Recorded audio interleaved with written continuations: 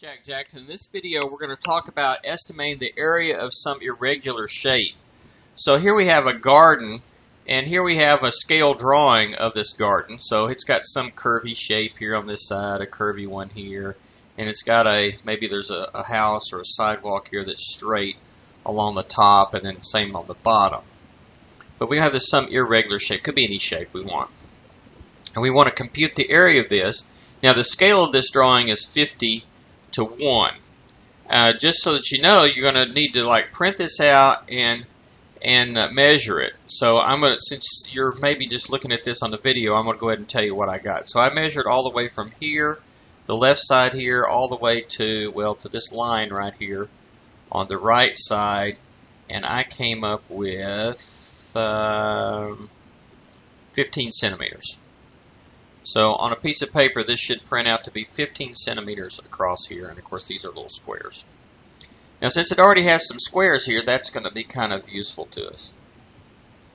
Now see if you can figure out how you might go at doing this, and see if you can come up with an area yourself, and then come back and check your work after you've got an answer. Press pause now.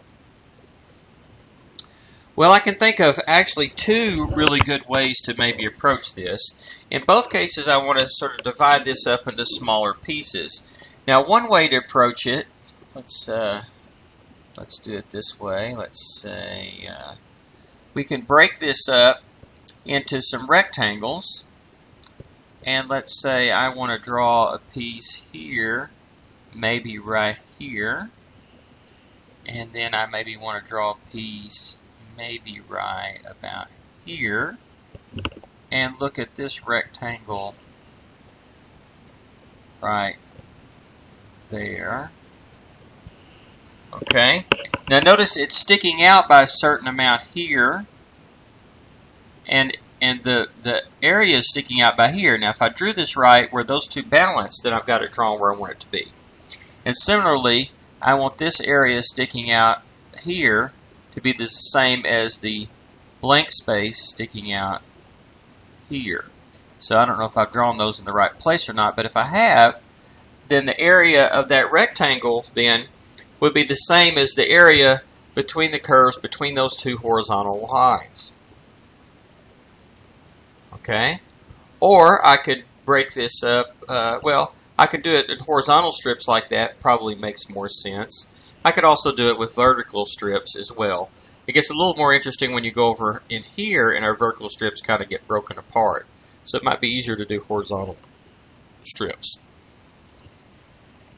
So this would be, I'm sort of trying to figure out what the average value there is on that particular one. And I could do this for each one of these rectangles, add them up.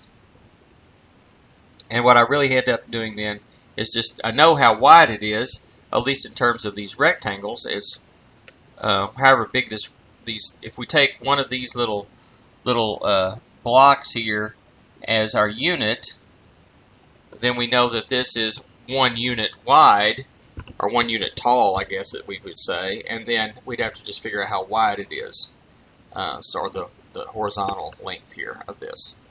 So we could do this for each one and estimate it that way.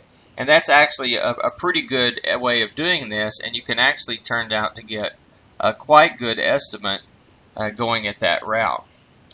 Another way, an alternative way of doing this, is to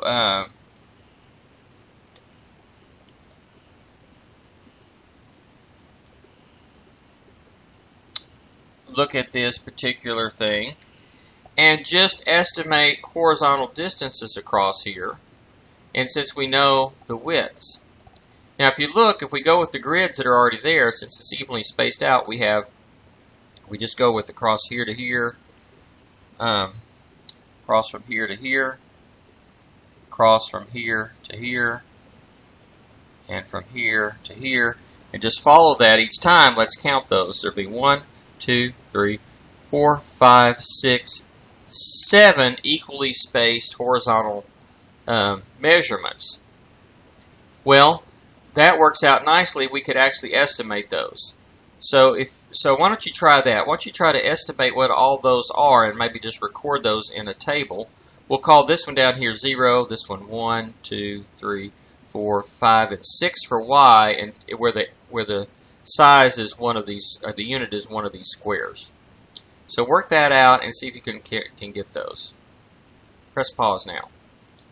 Well, I worked that out. For the 0 one down here, I see that it's 1, 2, 3, 4, 5, 6, 7, 8, 9, 10, 11, 12 of those rectangles, so the width is 12. The next one's a little harder to estimate. Let's just do the whole part here. There's 1, 2, 3, 4, 5, 6 whole ones. There's almost a 7th one. And then this one's a little bit, almost a half. So if you put all that together, I'm estimating about 7 1/4. So I put 7.25. That's when y is 0, then that one's when y is 1. When y is 2, we're at this level, and it looks like that's right at a corner, so it looks like it's 1, 2, 3, 4, 5. If that's right at a corner, it'll be exactly 6. So I'm estimating 6 for that length. The next one here, a little harder. The whole number part is 1, 2, 3, 4, 5, 6 whole ones, and looks like we're a little shy of a 7th. We put this little piece and that piece together. I'm saying we're about 6 1/4. 6 3/4. 6.75. Alright, the next one looks like that's going right from here to here, right corner to corner, so this is going to be a whole number. 1, 2, 3, 4, 5, 6, 7, 8 long for that one. That's when y is 0, 1, 2, 3, 4. When y is 5, let's see, it's 1, 2, 3, 4, 5, 6, 7, plus this part, that's getting close to 8. This makes it over 8. Let's say 8 1/4. 8.25. And the top one is a whole number 6. 1, 2, 3, 4, 5, 6. And so we have this table of values. Now, with a table like this, we can actually use Simpsons Rule to come up with this. Notice that this is what I call one rectangle would be here from 0 to 2. The next rectangle would go from 2 to 4. And the last one would go from 4 to 6. So the width, delta x, then is 2 of these little rectangles each. And since we have an odd number of data values, that works up nicely for Simpsons Rule, because Simpsons Rule, for one interval, we're going to need information at both the left, the right, and the midpoint. And for the next interval from 2 to 4, again, we have information left, right, and midpoint, and here from 4 to 6. So Simpsons Rule within is 3. So n is 3, we end up with 2 of these units for delta y. So the left would be, on this first interval, go with the left height, which is 12, or width in this case. The next one, we go with the left side, which is 6 right here. And then the last one, we go with the left side, which is 8. 12 plus 6 plus 8, that should say, which is 26, so that's correct. Then times 2 is 52. And the next one, for the right, we're going to go from here, we'll use 6. And then from this interval, we'll use 8. And the last interval, we'll use 6. So 6, 8, and 6. 6 plus 6 is 12, plus 8 is 20. 2 times 20 is 40. So that would be that estimate. The trapezoid would be average those two. 52 plus 40 divided by 2 is 92 over 2, which is 46. The midpoint rule, we would use for this first interval, we would go the midpoint and find the height, which is 7.25. This one here that I have shaded would be middle of that, would be 6.75 for the height, or in this case actually it's a width. And for the last one, the middle would be our estimate at 8.25. Add those up, I get 22.5, double it, we get 44.5.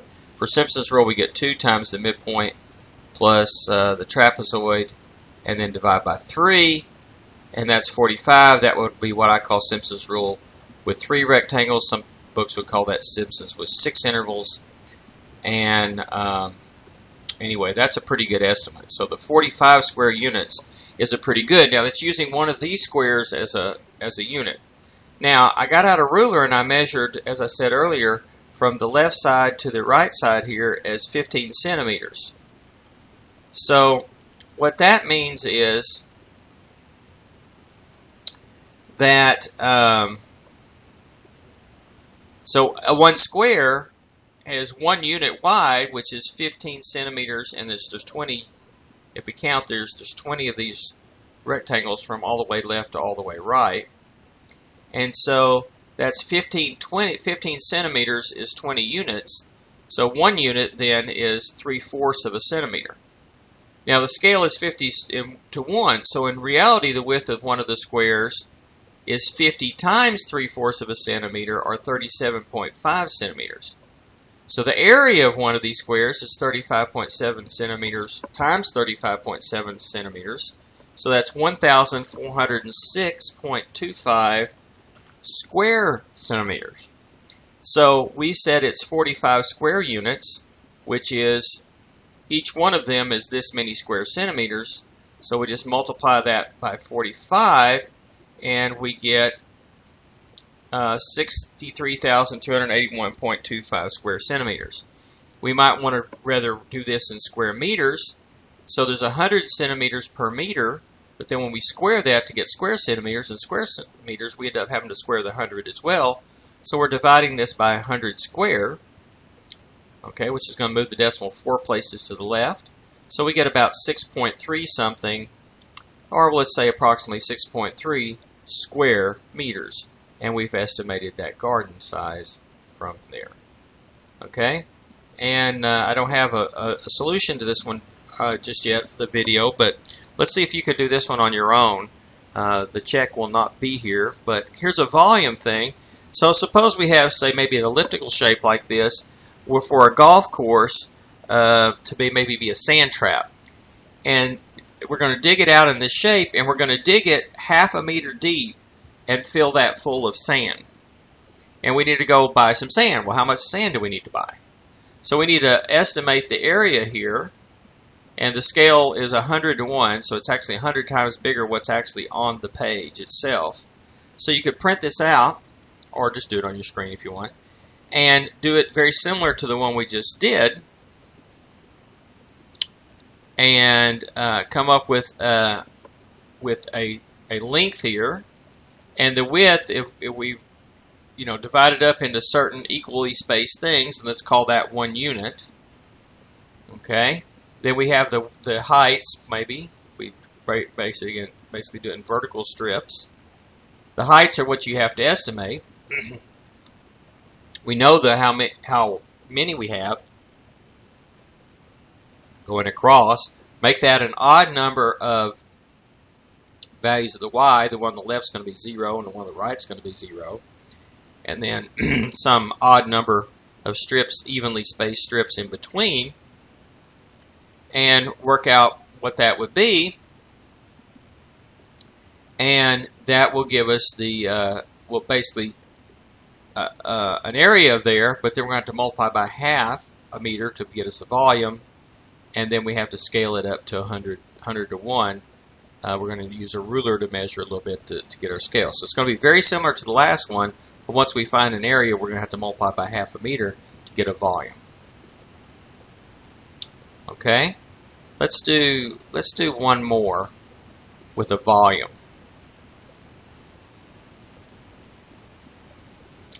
What's the volume of a solid that has a circular base given by the formula x squared plus y squared equals 16? Remember, that's a circle centered at the origin, radius 4. 16 is the square of 4. And the cross sections perpendicular to the x-axis have equilateral triangles.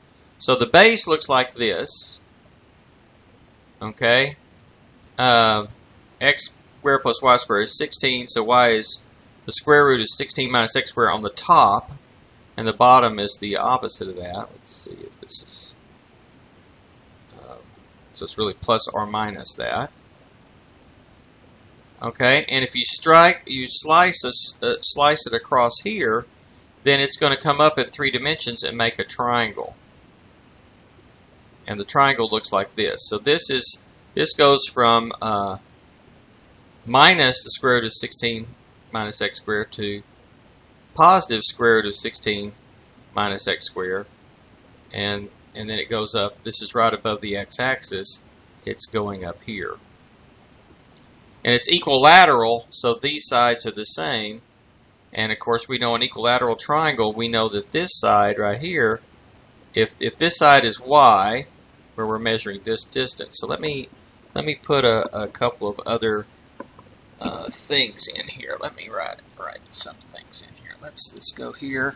So this distance we're going to call y, which is the square root of 16 minus x squared.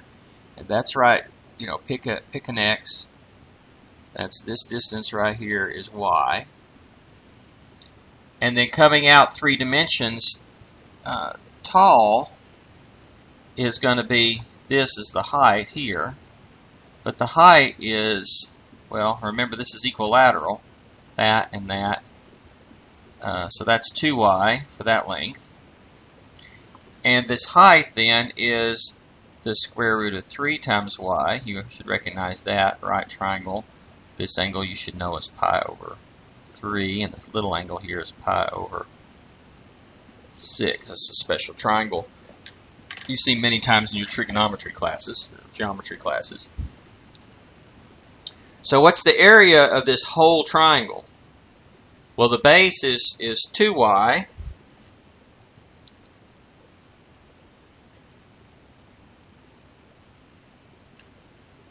Okay. And the, let's see, perpendicular to the x-axis. Okay, so the area is 1/2 base times x. So that's not quite right. Let me see if I can get this. It's going to be, it's 2y, okay, times square root of 3 times y. So that is, the 2's cancel, and we get square root of 3 times y squared. That's correct. And y squared is 16 minus x squared. Okay, good. So that's the area of that cross section. Okay, so what's the volume? It's the area of that cross section times the thickness, which is delta x.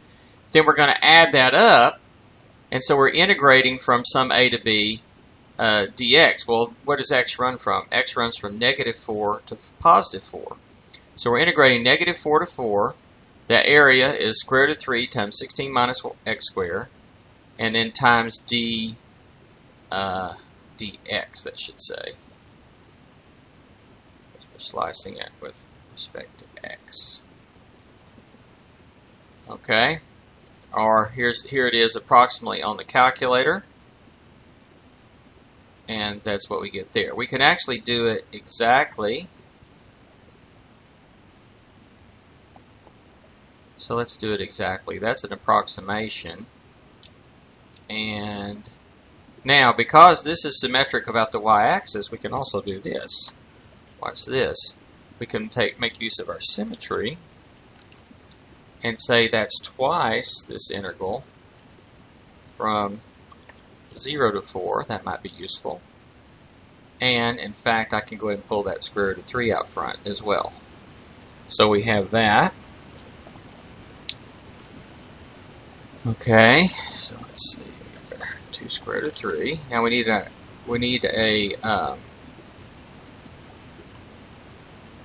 antiderivative. Well, let's see. An antiderivative would be 16x minus, and then we go x to the 3rd power, and then we multiply by the reciprocal, which is 1/3, and we're going to evaluate from 0 to 4. We didn't have to do this, use this symmetry part here, but since the integrand here was symmetric about the y-axis basically, and then we have this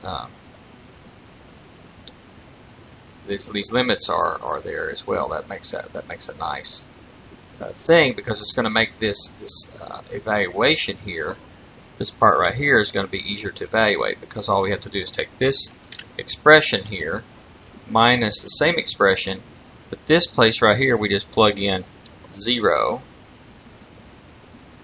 okay, which is going to make this whole second part 0, so that's going to be easy for us. And then this part here we're going to plug in 4, so we still have to do that. Okay, so let me just recopy this.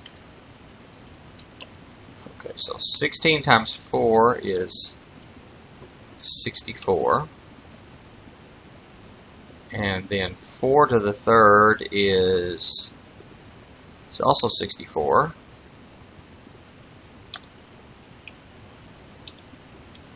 So that's that part, and the other part is just 0. So that's nice. Now I'm going to get a common denominator here and multiply top and bottom by 3. So that's 64 is gone, and this top should be 3 times 64. Let's see, 192, I believe, minus 64. Okay. And that is, see, 192 minus 64, that's 128, right? Yeah, 128. This is gone. So I subtracted it off. And what does that equal? Let's put a big fraction here. We got a square root of 3 in the top. We got 3 in the bottom. And we got a 2 times 128 is 256 in the top. So that is our exact value. And whether we type that in the calculator,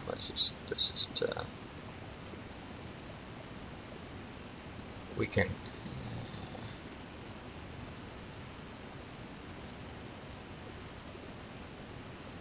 around here, and let's just check that in the calculator real fast this way. Hopefully this is all going to check out. Let's check it out here.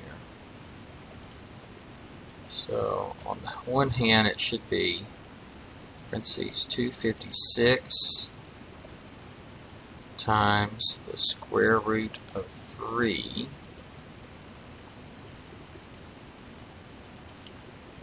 and parentheses, and then divide that whole thing by 3, and we get that. Or we could do it by just math 9 and integrate from, well, we could just do the original, from -4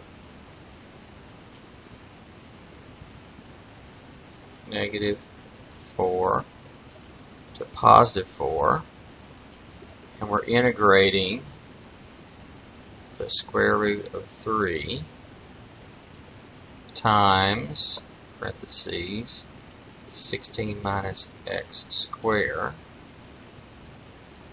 with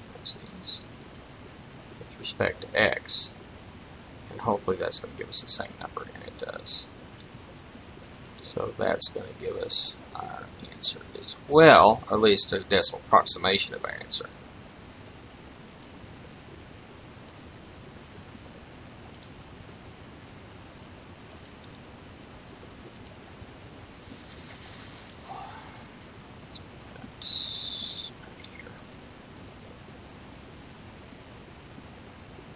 Okay, so there's an example of where we can take some shape, look at a cross section.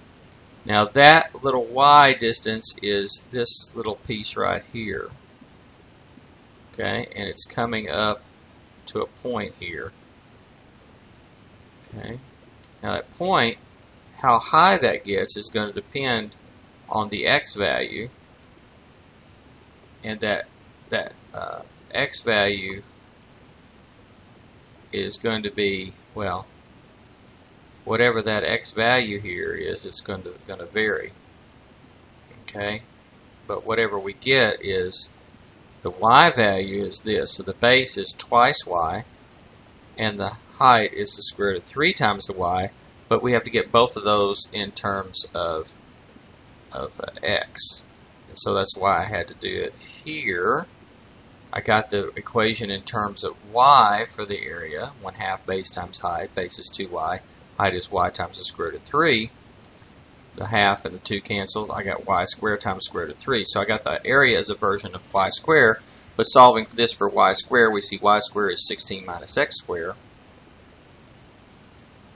And then I could replace that for the area as a function of x at a particular value. So notice actually the bigger x is, the smaller it is. Way over here, it's real close to 0. It's a real short rectangle or short triangle.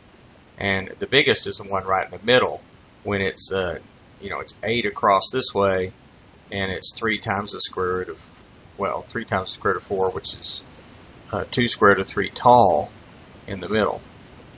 And 8 across the bottom makes a pretty big rectangle, a big triangle, equilateral triangle in the middle. Okay, maybe you can visualize what that might look like. So then the volume then is integrating that area with times the thickness. So if we think of a little slice, we get more or less a little triangular prism with the base is this area, and it's got a 3-dimensional thickness of little delta x. And then that gives us a Riemann sum when we add it up. So the delta x becomes dx. Actually, that should say dx, not dy.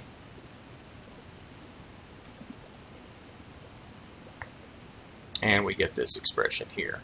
So again, there's our area as a function of x. Our thickness is dx, so that becomes a volume. And we integrate that up where the x's run from -4 all the way to +4. Because of the symmetry involved here, symmetry of this function, the area function, and the symmetry of the limits here, we could also do that as just from 0 to 4. That's optional. We don't have to do that, but it made this evaluating part here easier because this was just 0. That allowed us to not have quite as much evaluating going on here to work with. Okay, so made the arithmetic a little bit easier when we did that. And so we see that the exact value of that volume is 256 times the square root of 3 over 3. Or if we rationalize the numerator, 256 over the square root of 3.